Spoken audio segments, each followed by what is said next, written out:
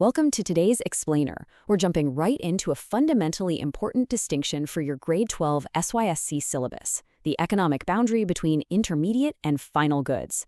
If we're going to accurately measure an economy's output without making some truly massive accounting errors, you absolutely have to master this concept. So let's get right into it.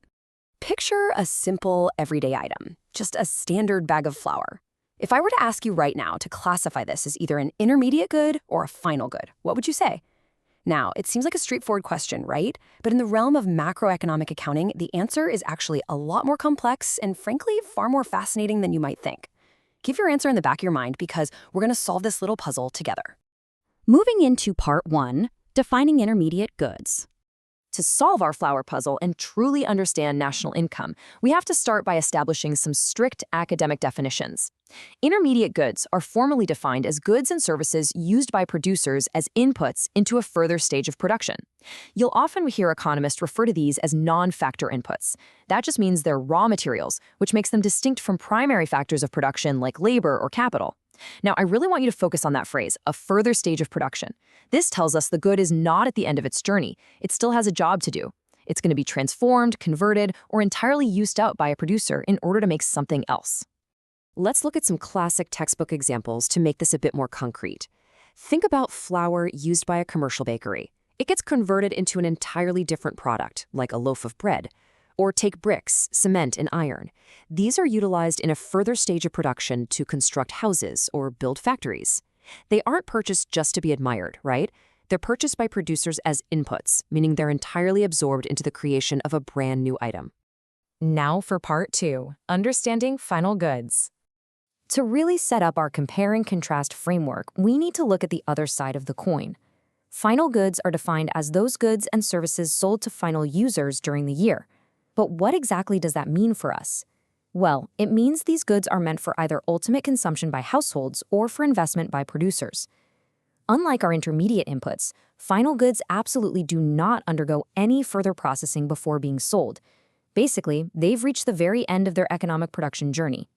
And this brilliantly illustrates exactly what the economy finally wants: cars, televisions, clothing, and food.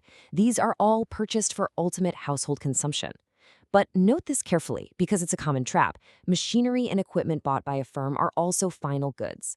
Yes, they are investments used to produce other things, but the machinery itself doesn't undergo further processing to be sold again. It remains a final product. That brings us to Part 3, the end-use rule. Okay, so I need to prepare you for a bit of a paradigm shift regarding how economists actually classify these goods in the real world. Let's go back to our opening puzzle, that bag of flour. Is it intermediate or final? Well, the answer is, it depends entirely on who is buying it. Let's juxtapose two different scenarios. If your household buys a bag of flour at the grocery store to bake a birthday cake, that flour is a final good. It's meant for ultimate consumption. But if a local baker buys that exact same bag of flour to bake bread that they're going to sell to customers, it suddenly becomes an intermediate good. For the baker, that flour is a non-factor input into a further stage of production. Which brings us to this foundational rule in economics.